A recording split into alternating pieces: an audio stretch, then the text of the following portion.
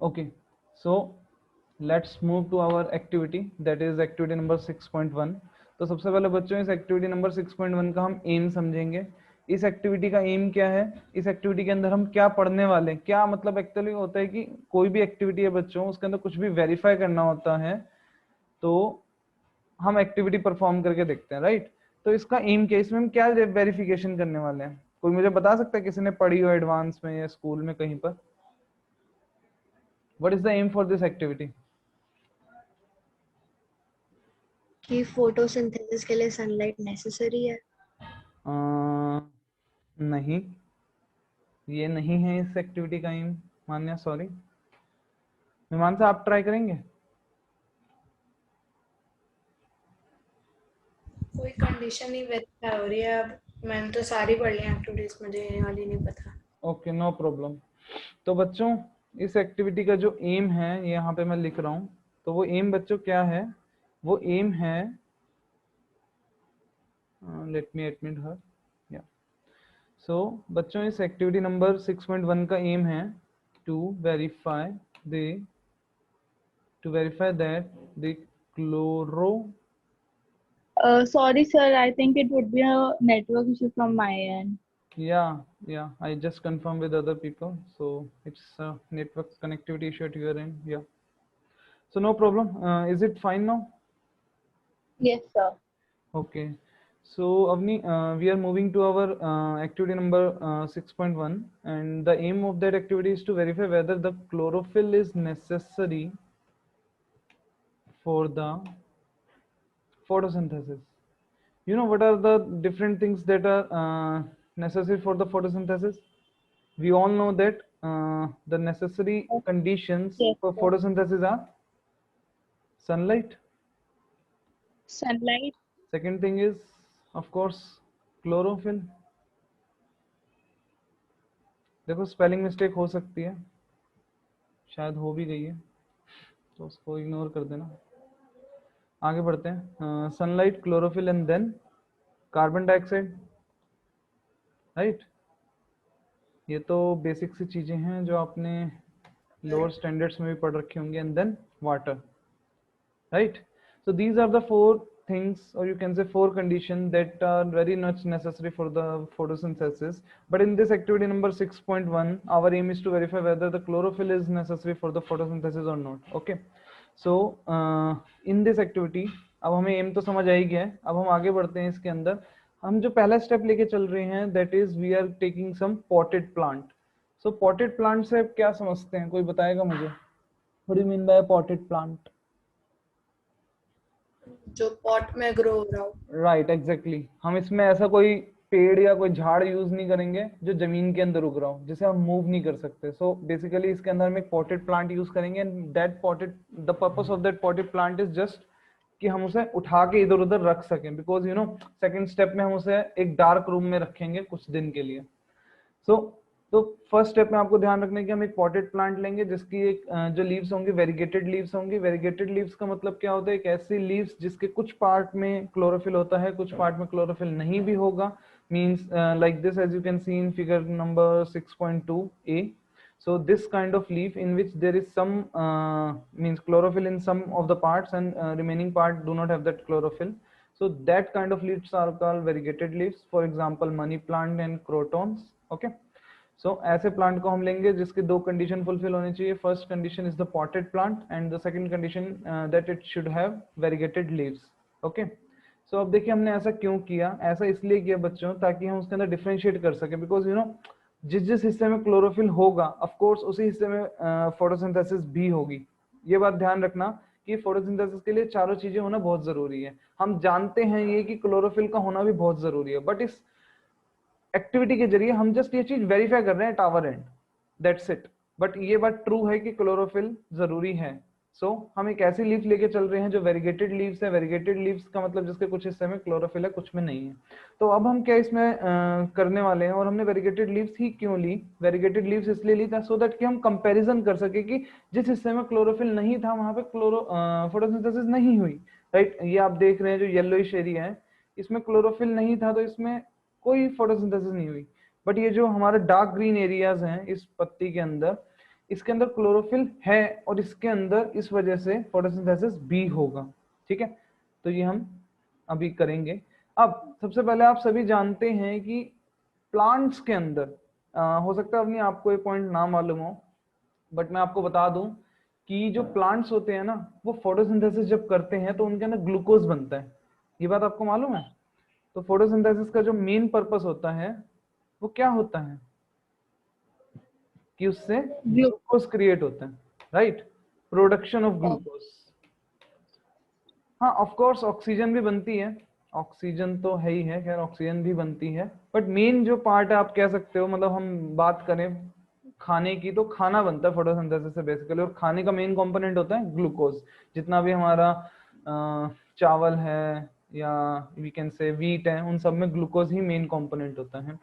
ठीक है, बट ये जो ग्लूकोज होता है ना, होता क्या है, जो एक्स्ट्रा ग्लूकोज होता है प्लांट के अंदर वो किस फॉर्म में स्टोर हो जाता है मैं आपको बताऊं।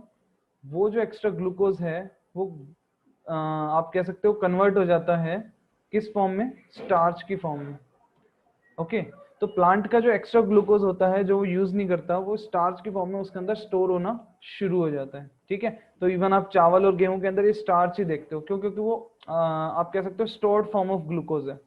ठीक है, फ्रेश ग्लूकोज नहीं है, वो स्टोर्ड फॉर्म में जो वीट्स हैं या जो चावल हैं उनके अंदर स्टोर हो जाता है। अब आते हैं हम इस पॉइंट पे। ये जो हमारा पॉइंट है, keep the plant in a dark room for 3 days so that all the starch gets used up. तो होता क्या है, प्लांट के अंदर स्टार्च कहीं पर भी स्टोर हो सकता है, सीड्स के अंदर स्टोर हो सकता है, लीव्स के अंदर स्टोर हो सकता है, तो कहीं पर भी स्टोर हो सकता है, it depends from plant to plant. तो ऐसे केस में हम क्या करेंगे, जो उसका पुराना स्टार्च है उसे खत्म कर देंगे। क्यों खत्म कर रहे हैं हम पुराने स्टार्च को? इसका एक रीजन है, क्योंकि हम उसके बाद एक स्टार्च टेस्ट करने वाले हैं एंड में। आप देख रहे हैं जो बी फिगर है, इसके अंदर स्टार्च टेस्ट हुआ है, आप देख सकते हैं यहाँ पे लिखा भी हुआ आफ्टर द स्टार्च टेस्ट। तो ये स्टार्च टेस्ट के अंदर होता क्या है ना, कि हम स्टार्च को आयोडीन के साथ रिएक्ट कराते हैं and then it changes its colour to you can say blue black colour, something like that, blue colour. ठीक है ना, तो ये स्टार्च टेस्ट हम करने वाले हैं। और स्टार्च कब बनेगा? जब प्लांट के अंदर ग्लूकोज बनेगा। और ग्लूकोज कब बनेगा? जब प्लांट के अंदर फोटोसिंथेसिस हो रही होगी। तो इन शॉर्ट अगर हमें कहीं पर स्टार्च मिल रहा है तो हम ये कह सकते हैं कि हाँ, प्लांट के उस हिस्से में कभी ना कभी फोटोसिंथेसिस हुआ होगा, right? So the presence of starch is basically associated with the photosynthesis. तो वहां पे जहां पे फोटोसिंथेसिस होगा वहां पे ही ग्लूकोज बनेगा और वहां पे ही स्टार्च भी बनेगा। तो आप ये सीक्वेंस समझ रहे हैं? तो हम एंड में ना स्टार्च टेस्ट करने वाले हैं। तो हम क्या चाहते हैं कि जो उसका पहले वाला स्टार्च बना हुआ है ना, जो काफी पहले उसने बनाया होगा, इतने महीनों से वो धूप में पड़ा हुआ था, तो वो स्टार्च हमारा जो स्टार्च टेस्ट में पार्टिसिपेट ना करे। ठीक है, हम चाहते हैं कि जो उसका पुराना स्टार्च है वो सब पहले से मिटा दें ताकि एक फ्रेश स्टार्ट हो। ठीक है, हम सिर्फ उतने ही स्टार्च को टेस्ट करना चाहते हैं जो उन 6-7 घंटों में बनेगा, क्योंकि तीसरे स्टेप में हम वापस से प्लांट को 6 घंटे के लिए धूप में रखेंगे। तो इन 6 घंटों में जो स्टार्च बनेगा बेसिकली हम उसको कंसीडर कर रहे हैं अपने स्टार्च टेस्ट में। तो जो पुराना स्टार्च है हम चाहते हैं कि वो सब का सब यूज हो जाए। ओके, सो हमने क्या किया, दूसरे स्टेप में प्लांट को रखा 3 दिन के लिए अंधेरे कमरे में। अंधेरे कमरे में रखने से हमें ये इंश्योरिटी मिल गई कि वो फोटोसिंथेसिस तो कर नहीं पाएगा, और फोटोसिंथेसिस नहीं करेगा तो ग्लूकोज नहीं बनेगा, एंड देन ग्लूकोज नहीं बनेगा तो ऑफकोर्स स्टार्च नहीं बनेगा। तो प्लांट को जिंदा तो रहना ही है, प्लांट के अंदर फोटोसिंथेसिस होने के साथ साथ रेस्पिरेशन भी होता है। तो होगा क्या, वापस से जो स्टार्च है, जो उसका स्टोर्ड स्टार्च होगा पुराने वाला, जो उसने इतने महीनों में अपने रखा होगा अपने पास, उसको वो यूज करना शुरू कर देगा, वापस ग्लूकोज में कन्वर्ट करके रेस्पिरेशन करना यूज कर देगा। ठीक है, तो ऐसे में वो जो पुराना स्टार्च है वो हो जाएगा खत्म। तो अब जो प्लांट है आप कह सकते हो बिल्कुल कोरा हो गया, उसके अंदर कोई स्टोर्ड स्टार्च या ग्लूकोज नहीं है, राइट? अब हम रखेंगे उसे धूप में 6 घंटे के लिए, और इन 6 घंटों में वो करेगा फोटोसिंथेसिस। ऑफ कोर्स उसके पास कुछ नहीं है तो वो फोटोसिंथेसिस करेगा। ठीक है, तो यहाँ तक किसी को कोई डाउट है क्या? हमने ये 3 स्टेप में क्या किया है, बिकॉज यू नो तब हम उसके आगे बढ़ेंगे। तो इन 3 स्टेप में कोई डाउट हो तो पूछ लो, मीमांसा, मान्य एंड अवनी। नहीं, क्लियर है। क्लियर है हमने क्यों कर रहे हैं? क्लियर है सर। Okay, very good. मान्या?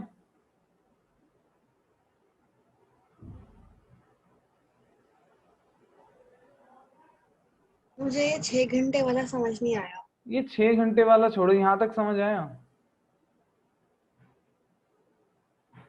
हाँ, यहाँ तक समझ आ गया। ओके। ये क्रोटॉन्स क्या होते हैं? ये एक तरह का वैरायटी है प्लांट की, आप गूगल करिएगा आपको मिल जाएंगी इसकी फोटोज, ठीक है? एक वैरायटी है, दैट्स इट।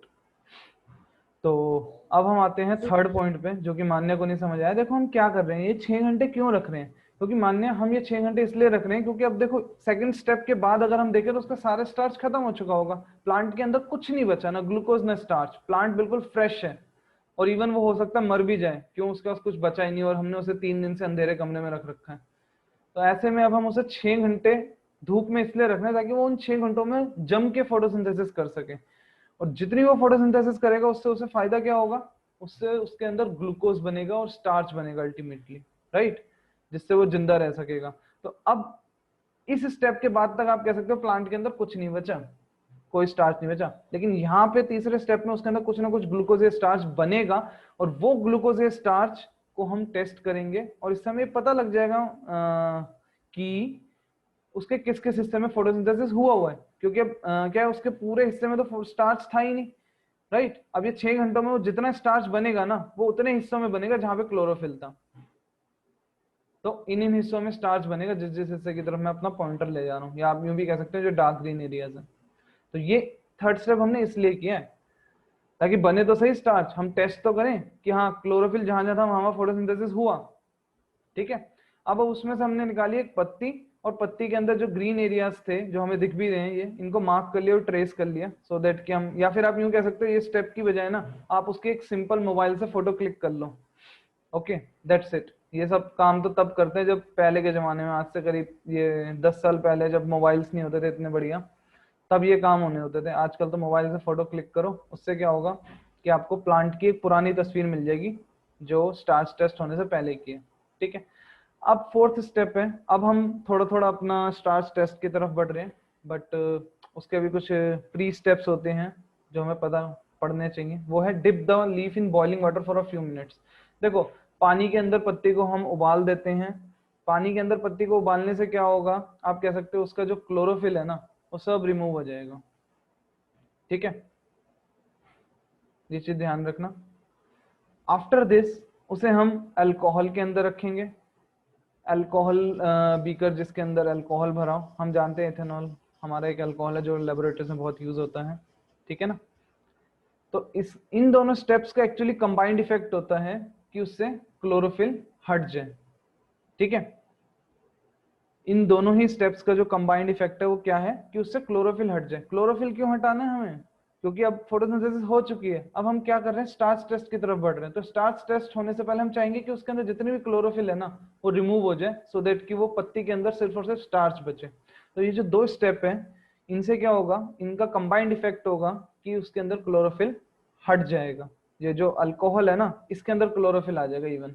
अब ये अल्कोहल जो है ना इसकी खास बात क्या है, बड़ा फ्लेमेबल सब्सटेंस है। फ्लेमेबल सब्सटेंस मतलब जो बहुत जल्दी आंख पकड़ लेता है। तो हमें क्या करना पड़ेगा, इस बीकर को अगर हम गर्म करेंगे ना अल्कोहल वाले बीकर को, तो अल्कोहल वाले बीकर को हमें गर्म करते हुए एक बात का ध्यान रखना है कि हम उसे डायरेक्ट गर्म नहीं कर सकते फ्लेम के ऊपर, हमें उसे गर्म करने के लिए वाटर बाथ देनी पड़ेगी। वाटर बाथ क्या चीज होती है? वाटर बाथ आप यूं समझ सकते हैं कि बीकर के अंदर पानी भरा और फिर उसके अंदर एक नया बीकर डाला, उसके अंदर अल्कोहल भरा। मतलब मैं आपको बना के दिखाऊं तो समथिंग लाइक दिस, आप यूं इमेजिन कर सकते हैं एक बड़ा बीकर, उसके अंदर भरा हुआ है पानी,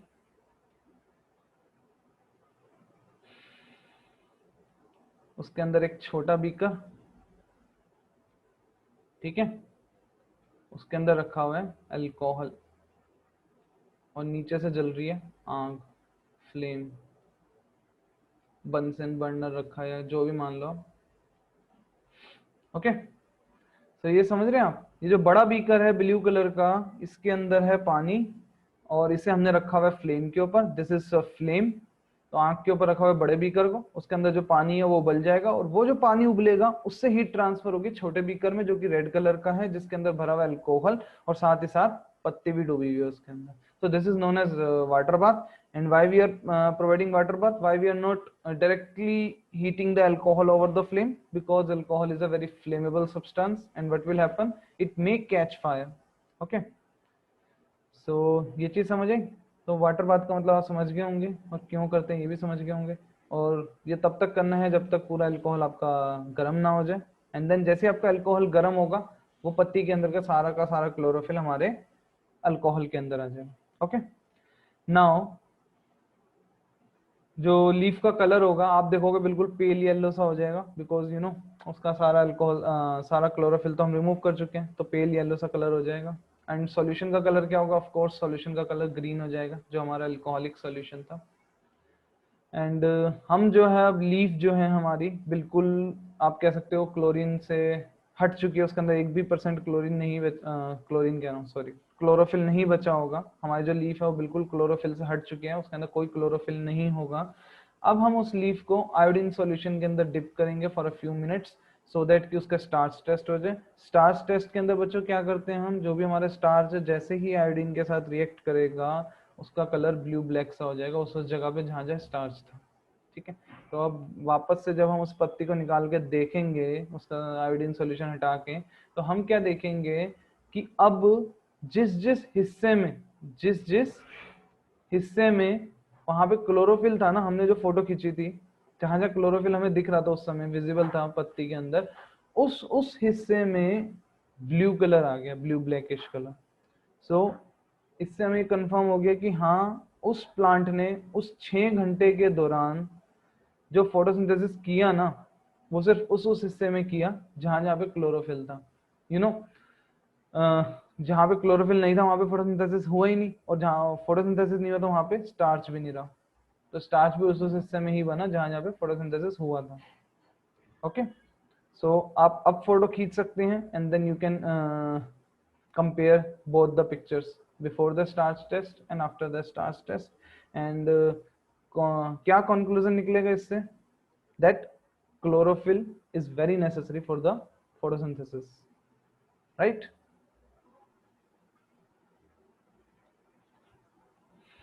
Right or wrong? Right. तो कोई स्टेप में किसी को कोई भी डाउट हो पूछ लीजिए, हमारे पास अभी 10 मिनट बचे हैं एंड देन आप सभी को रीजॉइन करना है, but still we have 10 minutes. So any Clear doubt? है। Manya and Avni? Yes, sir. Okay, very good. Clear है। Okay, great. सो हम आगे बढ़ते हैं बच्चों अपने नेक्स्ट टॉपिक की तरफ। There is a similar activity. Okay, इसे मैं मिटा देता हूँ। वाटर बाथ समझ आ गया होगा क्या होता है, ठीक है ना? Yes, sir. अब हम आते हैं थोड़ा सा ये स्टोमेटा के बारे में पढ़ लेते हैं। डायग्राम जो है, ये जो फिगर है ये काफ़ी एग्जाम में पूछी जाती है, इससे रिलेटेड काफ़ी क्वेश्चंस आते हैं। तो मैं आपको बता दूं, ये जो फिगर है बच्चों, ये फिगर किस चीज़ की है आप देख सकते हैं। स्टोमेटा पोर्स की फिगर है, स्टोमेटल पोर्स कहते हैं इन्हें। ये स्टोमेटा के कुछ काम है जो कि आपको पता होने चाहिए। क्या क्या काम है, कुछ आइडिया है स्टोमेटा का क्या काम है? मतलब किसी को कुछ आइडिया हो? What is the purpose? Transpiration. Transpiration, very good. Gaseous exchange. Gases exchange, very good. तो ये मेन 2 काम यही हैं। बाकी और भी आपको लखमीर सिंह और एक्स्ट्रा मिल जाएंगे, बट मुझे यही काम मतलब मेन लगते हैं। तो फर्स्ट पर्पस इज, या यू कैन से first function is transpiration. And transpiration में देखिए होता क्या है, जो हमारी स्टोमेटल पोर्स हैं उससे जो प्लांट की लीफ के अंदर या प्लांट की बॉडी के अंदर जो भी एक्सेस वाटर है वो in the form of vapours निकल जाता है, जो भी एक्सेस वाटर है। And this process is known as transpiration. And ये हम थोड़ा सा डिटेल में पढ़ेंगे ट्रांसपिरेशन को अभी आने वाले टॉपिक्स में। एक टॉपिक है जहाँ पे ट्रांसपिरेशनल पुल एक इम्पॉर्टेंट रोल निभाता है वाटर को खींचने में from the roots to the shoots. Okay, तो ये भी हम अभी पढ़ेंगे, क्योंकि आप जानते हैं प्लांट की ऊंचाई बहुत ज़्यादा होती है। कभी कभी पेड़ तो मतलब आप समझ लो काफ़ी ऊंचे होते हैं, इतने ऊंचे कि मतलब समझ रहे हैं ना आप। हाँ जी। हाँ, कुछ डेंस फॉरेस्ट हो गए, जैसे अमेज़न के जंगल हैं, वहाँ पे कितने मतलब ऊंचे ऊंचे पेड़ होते हैं, तो ऐसे में पानी उन ऊंचाइयों तक जाता कैसे, उन लीव्स तक जाता कैसे जो उतनी हाइट पे हैं। तो वो भी एक तरह से आप कह सकते हो उसमें भी ट्रांसपिरेशनल पुल ही एक इम्पॉर्टेंट रोल निभाता है। वो हम डिटेल में आगे आने वाले टॉपिक्स में पढ़ेंगे, बट स्टिल ये आपको पता होना चाहिए कि what is transpiration, and transpiration is also a very important process, okay, for the survival of plant.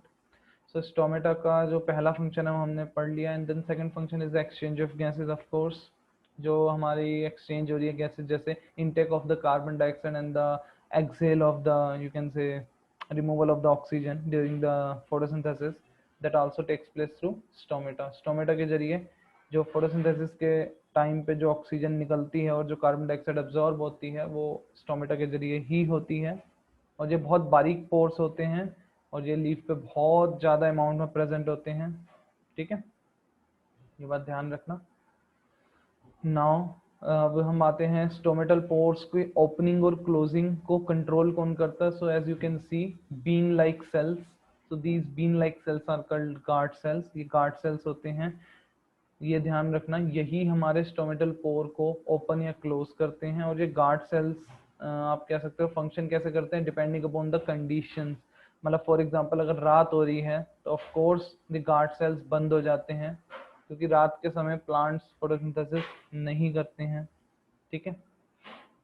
Of course उनके अंदर जो रेस्पिरेशन है वो 24/7 होती रहती है, ध्यान रखना, प्लांट्स के अंदर रेस्पिरेशन भी होती है, ओके, उसके अंदर भी गैसेस एक्सचेंज होता है, बट उसके लिए जो फोटो आप कह सकते हो जो स्टोमेटल पोर है इतनी इनकी विड्थ नहीं चाहिए होती, सो कम विड्थ में भी काम हो जाता है। दूसरा, ये गार्ड सेल्स जो हैं ये आप कह सकते हो कि उस समय भी बंद हो जाते हैं, बंद कर देते हैं हमारे स्टोमेटल पोर्स को जब प्लांट्स के अंदर पानी नहीं होता। फॉर एग्जांपल प्लांट्स के कम पानी मिल रहा है, प्लांट्स के अंदर पानी की कमी है, तो ट्रांसपिरेशन रोकने के लिए भी ये गार्ड सेल क्लोज हो जाते हैं। So they react according to the condition, okay. आगे हम बढ़ते हैं हमारे नई एक्टिविटी पे, that is activity number 6.2। So बच्चों इस 6.2 एक्टिविटी के अंदर हमारा क्या है पर्पस, इस 6.2 एक्टिविटी के अंदर हमारा जो एम है वो क्या है।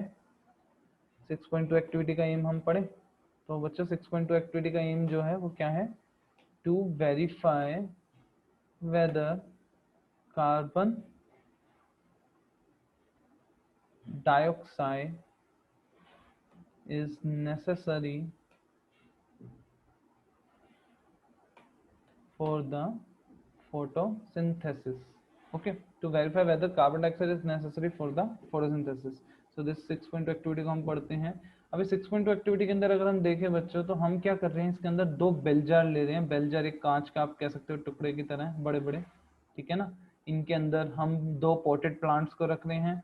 अब इसके अंदर भी हम देखो जो शुरू के स्टेप्स है वो सेम है, जैसे पॉटेड प्लांट्स ही लेने ऑफ कोर्स ताकि हम मूव कर सकें।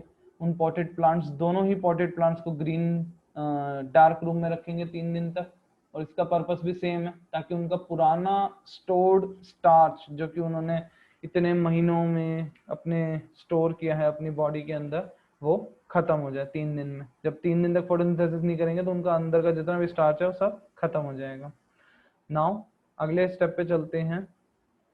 अगले स्टेप में हम क्या रखेंगे, उन्हें वापस से धूप में रखेंगे बच्चों, दोनों ही प्लांट्स को 6-6 घंटे के लिए, बट बेल जार के अंदर, ठीक है। ये बेल जार का पर्पस क्या है बच्चों, ये बेल जार का पर्पस है कि हम ये टेस्ट करें कि वो कार्बन डाइऑक्साइड उसके लिए जरूरी है या नहीं है फोटोसिंथेसिस के लिए। अब ये कैसे, इस बेल जार इसमें एक आप कह सकते हो इंपॉर्टेंट रोल निभा रहा है। वो बड़ी सिंपल सी चीज है, ये बेल जार क्या करेगा, बाहर जो कार्बन डाइऑक्साइड होगी आपके, आप कह सकते हो जो बाहर कार्बन डाइऑक्साइड होगी, ठीक है ना, आप जानते हैं बाहर भी तो कार्बन डाइऑक्साइड होगी, तो बाहर की कार्बन डाइऑक्साइड को रोकेगा ये। हाँ जी मीमांसा आप कुछ कह रहे थे, बताइए। नहीं, मैं यही कह रही थी एयर में जो भी। हाँ राइट एग्जैक्टली। तो ये जो हमारा बेल जार है ये इस प्लांट को बाहर की कार्बन डाइऑक्साइड से रोकेगा, मतलब ये बाहर की जो कार्बन डाइऑक्साइड है उसको प्लांट तक पहुंचने से रोकेगा। तो होगा क्या, बेल जार के अंदर की जो कार्बन डाइऑक्साइड है, बेल जार के अंदर भी तो कार्बन डाइऑक्साइड होगी, तो बेल जार के अंदर की जो कार्बन डाइऑक्साइड होगी सिर्फ वही अवेलेबल होगी प्लांट के लिए इस समय। बेल जार के बाहर वाली कार्बन डाइऑक्साइड तो अवेलेबल है नहीं, तो बेल जार के अंदर की जो कार्बन डाइऑक्साइड है वही अवेलेबल होगी इस प्लांट के लिए। लेकिन मैं आपको एक बात क्लियर कर दूं बच्चों, जो बी प्लांट है उसके केस में तो बेल जार के अंदर कार्बन डाइऑक्साइड होगी, आप देख सकते हैं मैंने यहीं पर लिखा सिर्फ carbon dioxide. But a bell jar के अंदर हमने कोई कार्बन डाइऑक्साइड नहीं लिखी। अगर आप ध्यान से देखें ए बेल जार जो है मैंने वहां पे कार्बन डाइऑक्साइड क्यों नहीं लिखी, ए बेल जार के अंदर कार्बन डाइऑक्साइड है ही नहीं। क्यों नहीं है, क्योंकि यहाँ पे हमने रखा है एक केमिकल, और वो केमिकल क्या है बच्चों, वो केमिकल है potassium hydroxide.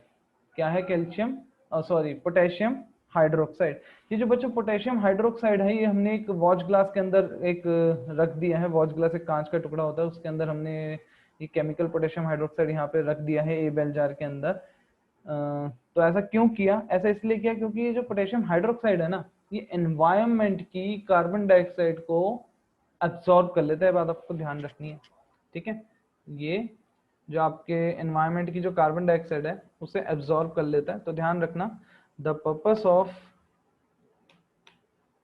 Potassium hydroxide is to absorb carbon dioxide, ठीक है। तो इसका सिंपल सा यही पर्पस है।